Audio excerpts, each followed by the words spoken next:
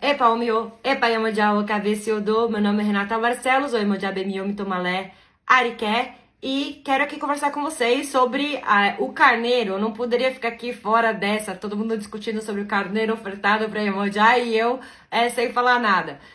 Então, eu vou falar de algumas coisas, vou falar primeiro sobre o carneiro e depois eu quero falar com vocês, quero que vocês tenham muita paciência com esse vídeo.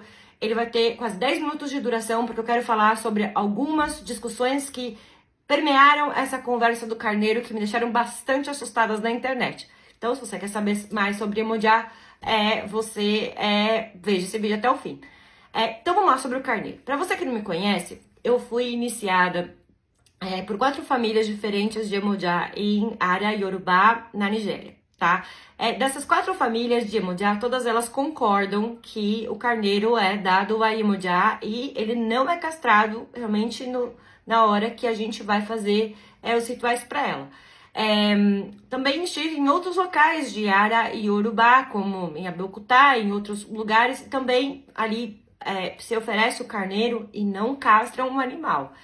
Mas aí é que vem a história. Conversando com uma pessoa que admiro muito, que estuda muito a área Yorubá, que é Babalaô, sacerdote, que chama Nathan Lugo, ele esteve no Queto, também conhecendo o culto de Iemoja no Queto, e me disse que ali eles dão bode para Iemoja castrado.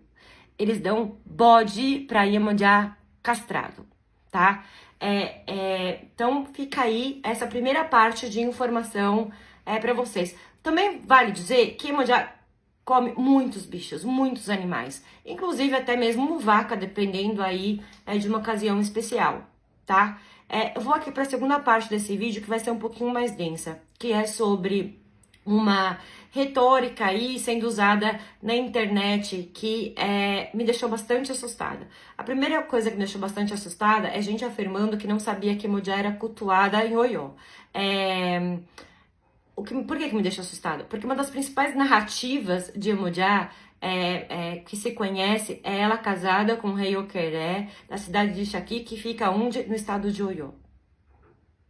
Então, assim, me deixa triste, né? Que uma pessoa não saiba isso. Eu acho isso triste mesmo, de verdade, assim, de doer o meu coraçãozinho. E aí, vamos lá. Eu também fiquei muito assustada como em 2025 algumas pessoas, né, assumam como uma verdade absoluta pesquisas muito antigas feitas por Pierre Berger. Gente, eu amo Pierre Berger, eu adoro. Eu acho que ele é aquela primeira informação que todo mundo precisa saber sobre África e Yorubá. Mas assim, gente, sobre Iemoja, ele escreveu 1,5 página. Hoje, facilmente, eu escreveria 500, né? E assim, a gente não pode, em 1,5 página, presumir que ele aglutinou ali todo o estudo dele sobre essa orixá. Tem muitas coisas que são bastante contraditórias e eu vou dizer aqui pra vocês. E o que mais me espanta, na verdade, é ver acadêmicos e pessoas hoje, em 2025, que não repensaram algumas coisas ali ditas, né? Por exemplo, pessoas afirmando hoje que Iemoja tem origem em Abeokuta. Abeokuta foi fundada em 1830. Iemoja já estava no Brasil em 1830. Então, ela não pode ter surgido em Abeokuta. Não pode.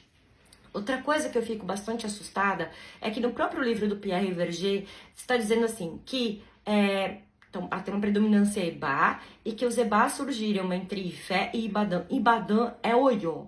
Pra pessoa que disse que não sabia que Iemoja era cultuado em Oió. Mas enfim, Ibadan é Oió.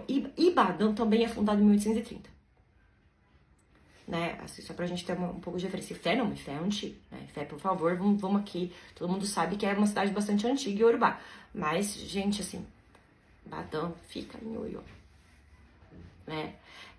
E aí, vamos aqui para as complicações piores aqui dessas narrativas.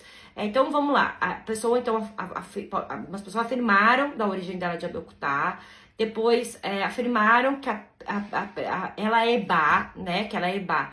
E aí vamos pegar, tudo fundamentado em Verger, porque foi a referência que as pessoas me disseram. Foi o Verger que disse. Então, eu vou aqui concluir aqui por Verger. Então, o Verger, ele fala que ela era Ebá, mas que o principal templo de Iemoja, isso no parágrafo seguinte, tá? No parágrafo seguinte ele fala que o principal templo de Iemoja fica em Bará. Fica em Bará. Ela é Ebá, mas fica em Bará. Acho que vocês não entenderam isso, né? Eu vou explicar pra vocês. Ibará é um outro subgrupo étnico que existe ali na cidade de Abeokuta. E Ebás, um grupo étnico. Ibará, outro grupo étnico. Por exemplo, os Bagurá também são outro grupo étnico que também vivem, outro grupo étnico que também vive na cidade de Abeokuta. Ali tem muitos grupos étnicos. E também Ibará tem o seu próprio rei, o Ulubará, que inclusive virgencita. Os Ebás, eles são controlados pelo Alaquê. Porque, enfim, é um grupo étnico, né? Então, assim, vocês sacaram agora qual é a problemática? A predominância de Iemoja é Ebá, ela é Ebá, mas aí o principal tempo dela é em Bará. E ela tá sendo cultuada pelos Ibará. Tá, vocês podem... Então pode falar assim, ai, mas os Ebás levaram, mas... Percebe que, gente, não tem aí uma coisa pouco lógica. E a outra coisa é que, assim, ó, quando a gente pega entrevistas com o Lubará, que é esse rei desse local aí dos Ibará, ele fala que eles estavam ali antes mesmo do rio Ogun-Tepiche. Porque eles querem falar que eles chegaram naquela região muito tempo antes dos Ebá chegarem, né? Porque, assim... Abeokuta só ganha esse nome por conta da migração deles dessa outra parte, quando eles estavam, para Lumurok. E aí é que eles ficam há 3 anos escondidinhos e tal, e que daí depois que eles descem para a cidade, porque eles estão fugindo dos Oiôs e das guerras, enfim. Eles estão ali, estão refugiados, eles estão quietinhos ali na pedra, entendeu? Então, assim, eles não estão lá embaixo com a galera. Eles estão fugindo, né? E aí só depois então, que a cidade ganha esse nome de Abeokuta. E o que eu acho também um pouco estranho é que muitas vezes quando a gente vê um orixá que ele é muito predominante para um povo, isso fica muito nítido. Por exemplo, em Oiô, você chega lá, tipo, tem muita coisa de Xangô, sabe? Todo lugar de Xangô, todo lugar de parede tem Xangô, Xangô pra tudo quanto é lado. Então, assim, quando a gente vai lá no Lumurok, a gente não tem essa sensação de que Iemoja é predominante ali. E a gente sabe que ali o povoado é Ebá. A gente não tem essa sensação. Não tem mesmo. Eu queria, sabe, que tivesse um lugar todo carinhosinho pra receber, pra ter ela, pra ter assim, um templinho dela super bonito, pros Ebás, mas não tem. Tem Igum, tem ali muitos assentamentos de orixás, mas não tem um lugar especial pra ela. Entende o que eu tô falando? Assim, todo bonitão, assim, pra ela. Não tem. Né? O que eu acho um pouco estranho, né? Então, assim, pro outro lado, o que eu falo, eu dou aqui um benefício dessa coleta do Verger, porque muitas vezes, quando a gente pergunta pro Urubá a origem de algo, ou a origem de um orixá, muitas vezes eles têm uma coisa de puxar para aquele clã, sabe? Para aquele grupo. Né? Então, assim, alguns orixás a gente tem certeza absoluta de onde nasceram, da onde eles vieram, mas tem alguns orixás que não é bem assim, por conta das ondas migratórias mesmo. Onda migratória, guerra, trânsito, enfim, um monte de coisas assim. Então, tem orixás que não são tão óbvios, né? Embora tenha indícios, mas não são tão óbvios. Por exemplo, eu já vi 3 lugares reivindicarem Oxum, por exemplo, Ekiti, Ifé mesmo, e Ijexá. Já vi esses 3 lugares escreverem narrativas sobre a origem de Oxum Mari.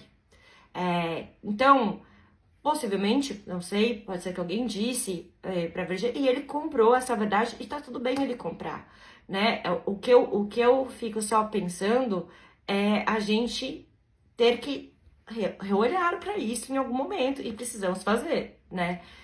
E temos que fazer, né? Não dá pra gente ficar parado no tempo. A gente pode revisitar as coisas. E a outra coisa que eu acho também estranhíssimo, de quem nunca tinha ouvido essa história do carneiro, ou que não sabia que ela era cultuada em Oió, é que Bascom, contemporâneo aí de Verger, ele publica, né, um livro que tem os versos de orixá também, e que fala sobre esse verso de Oqueré, casada com Emojá, que ele era da cidade de Chaqui, então que Chaqui fica em Oió. E também outro verso, também tá em Ogundá, falando que Emojá fica muito alegre e feliz ao ver um carneiro. Então, se ele tivesse lido o Bascom, ou seja, básico, ele não saberia já. Entendeu? Aí eu fiquei tristinha esses dias. Mas é isso, tá bom? Um beijo.